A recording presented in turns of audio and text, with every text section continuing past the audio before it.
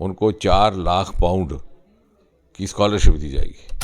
नौजवानों की बात करें तो इस समय रोज़गार मेला अक्सर चर्चा में रहता है, लेकिन जम्मू कश्मीर में रोज़गार कहीं ना कहीं थम सा गया है। बच्चे चाहते हैं कि जो सन ऑफ द सॉइल हैं, पीएमओ भी हैं, वो इस पे बात करें, तो क्या कहें? और बहुत उत्साह है घाटी कश्मीर के लोगों को लेकर के कि उन्हें लगता है कि इस भारत इतना विशाल देश है, और ये कोई होमोजिनस छोटा सा देश नहीं है 50 लाख का जैसे यूरोप के देश होते हैं। घाटी में सदा से कभी भी होम टूरिज्म का कॉन्सेप्ट नहीं था, ना ही लोग रास्ते पर आए। फिर उन्होंने कुछ और जम्मू के समुदाय भी यहाँ इकट्ठे किए, एक वहाँ लोग G20 पे फारूक अब्दुल्ला इधर आए थे, उन्होंने कहा कि जम्मू में क्यों नहीं हो रहा है, जम्मू को क्यों कंप्रोमाइज़ किया जा रहा है, कैसे देखते हैं इसको? नहीं, उसमें डोगरा फ्रंट बना हुआ है कि लंदन में भारतीय लोग इतने अधिक संख्या में हो गए हैं कि अब वो लगता है कि जैसे आप किसी दूसरे देश में नहीं, इंडिया के ही सैटेलाइट के ऊपर बात करें, व्यक्ति पर बात करके अपनी ऊर्जा और अपनी बुद्धि, मतलब असली लक्ष्य है कि बसोली को हेरिटेज टाउन में शामिल किया जाए। हमने एक टैगिंग पे एक इसी से संबंधित है, वो उसमें मुगल का जिक्र आया, कहीं ना कहीं लोग उससे परेशान हैं, क्या कहेंगे? नमस्कार, आप देख रहे हैं ग्रिडजम वर्चुअल, मैं पंकज खजूरिया। आज इस मौके पे बातचीत करने के लिए हमारे साथ son of the soil PMO doctor Jitendra Singh ji. बता दूं आपको, एक ख़ास मौका जम्मू कश्मीर के लिए, जब भारत को G20 की प्रेसिडेंसी मिली है और इसी दौरान जो है पहली मर्तबा वादी कश्मीर श्रीनगर के बीच कोई इतना बड़ा इंटरनेशनल इवेंट होने जा रहा है जो 21 से 23 तक मई में वहाँ पे चलेगा। क्या कुछ कहते हैं G20 को लेके? इस पे जो है आधिकारिक तौर पे बड़ी सारी मीटिंग्स भी की जा रही हैं और भारतीय जनता पार्टी भी इसको बड़े जोर शोर से रख रही है। सर, किस तरीके से देखते हैं वादी कश्मीर में पहला इतना बड़ा इवेंट जो है इंटरनेशनल इवेंट होने जा रहा है? नहीं, निश्चय, जैसे आपने कहा कि प्रधानमंत्री मोदी जी के नेतृत्व में पहली बार भारत को G20 की मेज़बानी करने का अवसर मिला। ये भारत के लिए बड़ी प्रतिष्ठा की बात है और संयोगवश यही वो वर्ष है 2023 का जब इंटरनेशनल ईयर ऑफ मिलेट्स मनाया जा रहा है। संयुक्त राष्ट्र ने भारत के ही सुझाव पर, मोदी जी के सुझाव पर ये निर्णय लिया। इससे पहले संयुक्त राष्ट्र ने इंटरनेशनल डे ऑफ योगा भी मोदी जी के ही सुझाव पर 21 जून रखने का निर्णय लिया था। और G20 का जहाँ तक संबंध है, भारत के लिए एक अवसर ये भी है कि वो मोदी जी ने बड़ी बुद्धिमत्ता से इसको एक अलग किस्म का स्वरूप दिया है। किसी एक स्थान पर, एक केंद्र पर ना करके 56 स्थानों पर इसका आयोजन हुआ है। भिन्न भिन्न बैठकों का आयोजन भिन्न भिन्न स्थानों में, ताकि भारत इतना विशाल देश है, इतनी विविधताओं से माला माल है कि उसका एक क्षेत्र दूसरे क्षेत्र से बिल्कुल भिन्न है। और ये कोई होमोजिनस छोटा सा देश नहीं है 50 लाख का जैसे यूरोप के देश होते हैं कि एक ही तहजीब, एक ही खान पान, एक ही वेशभूषा। यहाँ तो 2-2 किलोमीटर के बाद संस्कृति बदलती है, वेशभूषा बदलती है, भाषा बदलती। उसी को दृष्टि में रखते हुए उत्तर से दक्षिण, दक्षिण से पूर्व, पूर्व से पश्चिम, पश्चिम पूर्व उत्तर तक 56 स्थान, और उनमें से जम्मू कश्मीर के हिस्से में श्रीनगर का स्थान आया, जहाँ पर 22, 23 और 24 को इसका आयोजन किया गया है। 22 और 24 को अतिरिक्त कुछ गतिविधियां हैं। जो मेन बिजनेस रहेगा वो 22 तारीख को रहेगा सुबह 9:30 बजे से। लेकिन मेरा ये व्यक्तिगत तो ये कहूँगा कि उसका जो कंटेंट है, हालांकि ये टूरिज्म के विषय को लेकर, क्योंकि अलग अलग बैठकें अलग अलग विषयों को लेकर के हो रही हैं भिन्न भिन्न स्थानों, उसका जो कंटेंट है, जो विषय है, उससे अधिक महत्वपूर्ण ये बात है कि इतने सालों के आतंक के बाद श्रीनगर में इस तरह का एक समारोह, आयोजन, गोष्ठी हो रही है जो अंतर्राष्ट्रीय स्तर की है, और जो जिस प्रकार वो विश्व के किसी और स्थान पर होनी थी उसी स्वरूप में यहाँ पर भी आयोजित की जा रही है। और बहुत उत्साह है घाटी कश्मीर के लोगों को लेकर के कि उन्हें लगता है कि इसके परिणाम स्वरूप उनका व्यापार बढ़ेगा, उनकी आमदन बढ़ेगी। नो डाउट, जैसे आपने कहा टूरिज्म के संदर्भ में, तो टूरिज्म अब के वर्ष भी काफ़ी ज़्यादा देखा गया, 1 करोड़ से अधिक ही रहा। तो इसमें ये भी माना जा रहा है कि जो यूरोपियन स्टेट्स हैं उनकी जो ट्रैवल एडवाइजरी है वो भी शायद कहीं ना कहीं लिफ्ट हो जाएगी। निश्चय, बिल्कुल होगी। आपने ठीक कहा, 1 करोड़ से अधिक रहा, और होटल तो पूरी तरह से बुक हो चुके थे। कश्मीर घाटी में सदा से कभी भी होम टूरिज्म का कॉन्सेप्ट नहीं था, ना ही लोगों के स्वभाव में था, ना उसका कोई अनुभव था। पूर्वोत्तर में हुआ करता। इस बार इतना अधिक संख्या में टूरिस्ट आया कि लोग मजबूर हो गए, लोगों को अच्छा भी लगा कि उनके लिए एक आमदनी का साधन बना। उन्होंने होम स्टे शुरू करवाए, और बाद में नौबत ये आई कि होम स्टे की भी जगह नहीं रही। तो उससे आप अनुमान लगा सकते हैं कि किस प्रकार कश्मीर को लेकर के उसकी प्राकृतिक सुंदरता को लेकर के विश्व भर में आज भी उसी तरह का उत्साह है जैसे पहले था, आतंक के दौर से पहले। बात करेंगे इस पे भी, लेकिन आप हाल ही में लंदन गए थे, यूके गए थे, उस दौरे में बारे में बताएंगे, क्या कुछ खास रहा वहाँ पे, क्या कुछ सीखने को और देखने को मिला?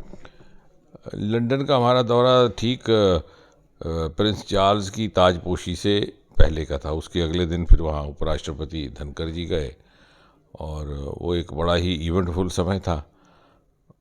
हमारे कुछ एक एग्रीमेंट्स थे इस तरह से जिन पर हस्ताक्षर करने अनिवार्य थे, वरना मैं बहुत ज़्यादा विदेश दौरे पर नहीं जाता क्योंकि उससे कामकाज छूट जाता है। लेकिन वहाँ जो हमारे काउंटर पार्ट मिनिस्टर थे फ्रीमैन, उन्होंने और मैंने मिल कर के हस्ताक्षर करने थे, क्योंकि विज्ञान प्रौद्योगिकीकरण के क्षेत्र में हम बहुत आगे बढ़ चुके हैं यूनाइटेड किंगडम से।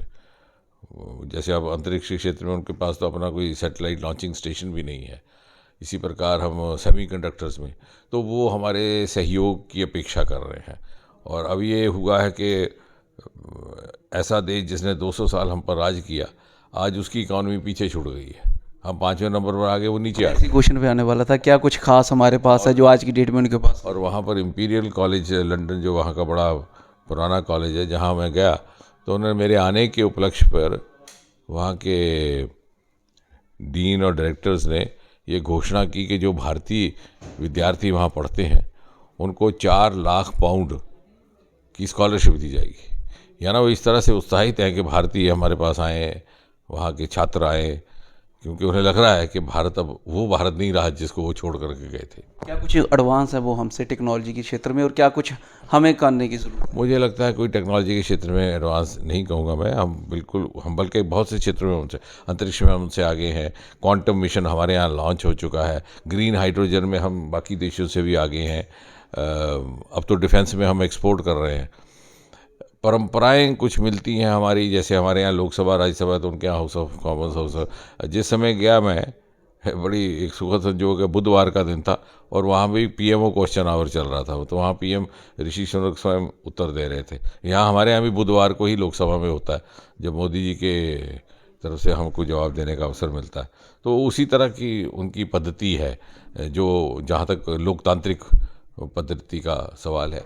बाकी थोड़ी इवॉल्व नेशन है, डेमोक्रेटिक राइट्स का वो पालन भी करते हैं और अपनी सीमा रेखाएं भी निर्धारित करते हैं। इत्तेफाक से उन्हीं दिनों मन की बात था, तो जब इंडिया हाउस एम्बेसी में उसका आयोजन हुआ तो इतनी भारी भड़कम भीड़ वहाँ इकट्ठा हो गई कि सबसे पहले मेरे जाने से पहले ही वहाँ पर जो हमारे हाई कमिश्नर हैं डोरे स्वामी जी, उनसे मैंने ये सुझाव दिया था कि हम इसका आयोजन करें। तो पहले किसी ने कहा कि ठीक है, यूट्यूब से हम कर लेंगे क्योंकि समय का फ़र्क रहता है। मैं कहा नहीं, इसका भाव तभी होगा जब हम रियल टाइम करें। तो रियल टाइम वहाँ पे 6:30 होता है, जबकि यहाँ 11 बजे होता है।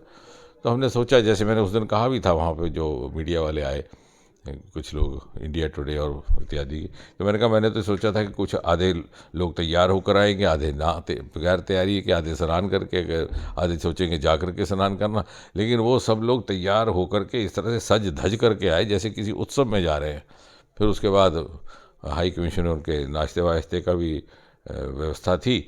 लेकिन इतना उत्साह है, और ना केवल भारतीय मूल के लोगों को बल्कि वहाँ के लोग भी अब समझ रहे हैं कि भारत के साथ अब एक अलग तरह की हमारी इक्वेशन बनती जा रही है। डोगरा समुदाय से मिले आप? एक मैंने देखा था चित्र आपका, उनसे मिले थे, आपने बैठक की थी? मैंने कोशिश की कि वो हमारे संस्कार में जहाँ हम जाते हैं तो कोशिश करते हैं कि अपने विचार के लोगों को तलाशा जाए, ताकि उनको ये ना लगे उन तक हमारा रीच आउट नहीं है। तो मैंने पता किया, तो वहाँ मुझे बड़ा आश्चर्य हुआ कि जम्मू कश्मीर स्टडी सेंटर, जिसका मूल प्रारंभ जम्मू से और फिर दिल्ली में उसका सेंटर बनाया गया था, उसके काम करने वाले वहाँ लोग उपलब्ध थे।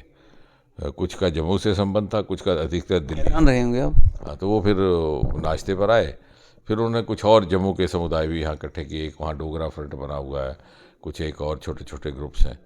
तो कहने का तात्पर्य ये कि उधमपुर के काफ़ी 2-2 पीढ़ियों से बसे हुए लोग, कुछ पुराने मेडिकल कॉलेज के लोग आए, बोले साहब हम आपके पास स्टूडेंट हुआ करते थे। अभी वो तो शक्लें याद नहीं रहती इतने साल गुजर जाने के बाद। आपने एक्सपेक्ट किया था वहाँ जाके ऐसे रिस्पॉन्स मिलेगा? नहीं, लेकिन अब क्या हुआ है कि लंदन में भारतीय लोग इतने अधिक संख्या में हो गए हैं कि अब वो लगता है कि जैसे आप किसी दूसरे देश में नहीं, इंडिया के ही सैटेलाइट में है, और अब तो कई पीढ़ियों से वहाँ बस रहे हैं। फिर वापस आएंगे G20 पे। फारूक अब्दुल्ला इधर आए थे, उन्होंने कहा कि जम्मू में क्यों नहीं हो रहा है, जम्मू को क्यों कंप्रोमाइज़ किया जा रहा है, कैसे देखते हैं इसको? नहीं नहीं, उसमें कॉम्प्रोमाइज़ की बात नहीं है। वो तो हर, जैसे मैंने कहा 56 स्थानों पर किया गया। अब आप कल कहिए कि 56 पे क्यों हुआ, 100 पे क्यों नहीं हुआ। तो अगर जम्मू में हुआ तो कल मैं कहूँगा डोडा में भी होना चाहिए था। तो ये तो कुछ एक मापदंड है, उन मापदंड के आधार पर कुछ एक लेकिन वो इसको एज एन अपॉर्चुनिटी नहीं ले रहे हैं, इसको सियासत कर रहे हैं। पहली बार इतना बड़ा इवेंट हो रहा है, तो वो इवेंट को अप्रिशिएट करने के बजाय ठीक है, हम सारा भारत अप्रिशिएट कर रहा है। अब उन्होंने अगर सियासत इसमें से करने का मौका मिलता है तो वो उनको मुबारक है, और उनको जवाब देने वाले भी बहुत लोग मौजूद हैं। हमने तो ये सीखा है कि विषयों पर बात करें, व्यक्ति पर बात करके अपनी ऊर्जा और अपनी बुद्धि मत ज़ाया की जाए। जम्मू कश्मीर में नौजवानों की बात करें तो इस समय रोज़गार मेला अक्सर चर्चा में रहता है, लेकिन जम्मू कश्मीर में रोज़गार कहीं ना कहीं थम सा गया है। बच्चे चाहते हैं कि जो सन ऑफ द सॉइल हैं, PMO भी हैं, वो इस पे बात करें, तो क्या नहीं, वो थम इसलिए गया है कि हम लोग बच्चों को समझा नहीं पा रहे। इसमें आपका भी उतनी जिम्मेवारी है। हम रोज़गार को जोड़ बैठे हैं सरकारी नौकरी के साथ। आपने शायद कल मेरा संबोधन सुना जो मैंने रोज़गार मिला, मैंने ये बहुत बल देकर बात कही कि रोज़गार का अर्थ सिर्फ और सिर्फ सरकारी नौकरी नहीं। और अगर वो देखें तो 9 वर्षों में मोदी जी के कार्यकाल में नौकरियों के तुलना में दूसरे साधन बहुत अधिक हुए हैं। हमारे यहाँ 350 स्टार्टअप होते थे, आज 1 लाख है, और 1 लाख स्टार्टअप 10 लाख को आगे एम्प्लॉयमेंट दे रहे हैं। यूनिकॉर्न्स 115, मतलब हम दुनिया में तीसरे दर्जे पर आ गए। ये सारा रोजगार ही है। और मैंने तो ये आयोजन करता अभी 3 दिन का हमने किया, इसमें आपको भी योगदान करना चाहिए, बल्कि आप पायोनियर हो जाएंगे, क्योंकि जम्मू में इस मीडिया को इस तरह रुचि नहीं है।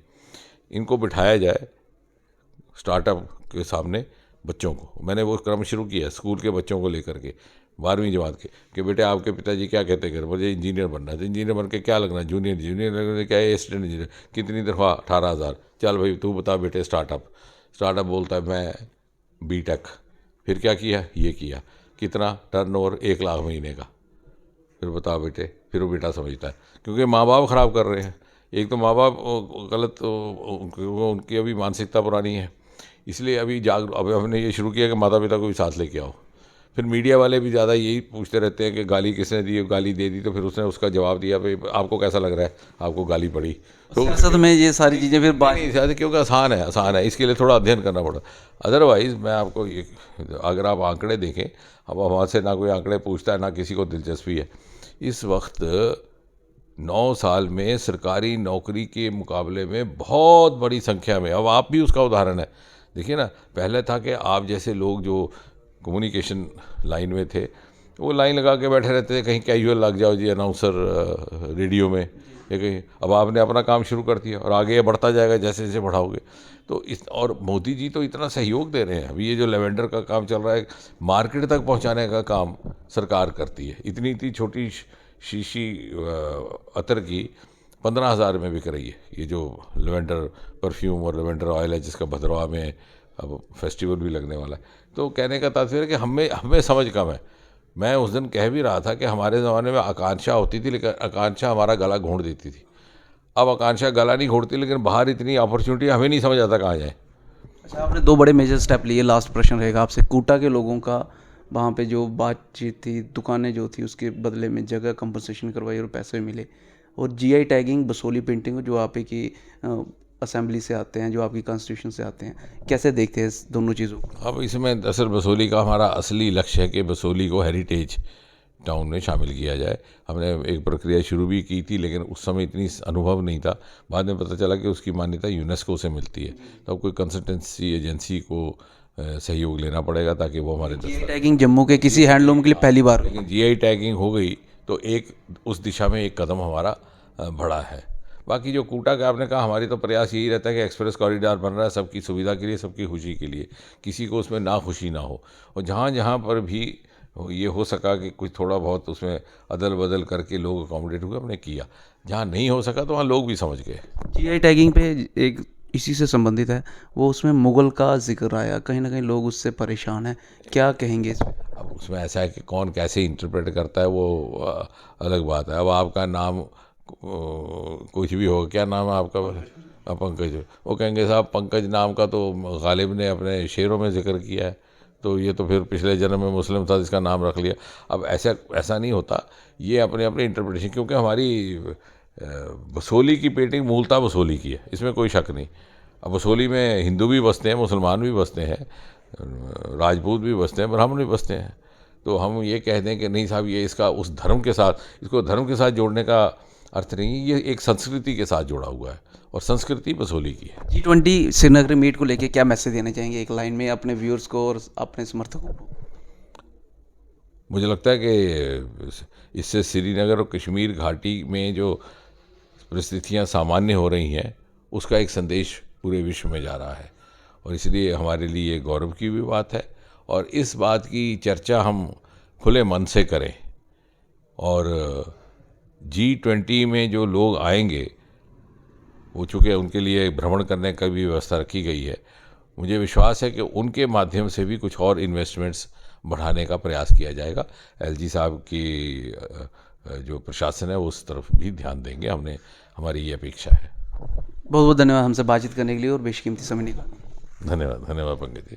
तो आपने सुना G20 एक बहुत बड़ी अपॉर्चुनिटी है। इस अपॉर्चुनिटी से जहाँ जो है वो टूरिज़्म बढ़ेगा, उस टूरिज़्म के साथ साथ जम्मू कश्मीर का इंटरनेशनल वर्ल्ड मैप के ऊपर अलग तरह की पहचान होगी, और इसी पहचान को मद्देनज़र रखते ही 22, 23 और 24 को G20 होने जा रहा है। बहरहाल जब सवाल किए कि रिक्रूटमेंट्स के ऊपर और GI टैगिंग के ऊपर, उन्होंने साफ तौर पे कहा कि हम इसके लिए कार्यबद्ध हैं और एंटरप्रेन्योर की तरफ जो है नौजवानों का रुझान होना चाहिए, और वही करने की सरकार की पिछले 9 साल से कोशिश रही है। बहरहाल आपकी जो वैल्यूबल राय होगी कमेंट सेक्शन में ज़रूर रखिएगा। वीडियोज़ लाइक व शेयर करना ना भूलिएगा। जुड़े रहेंगे जम्मू चैनल साहब, मैं पंकज खजूरिया।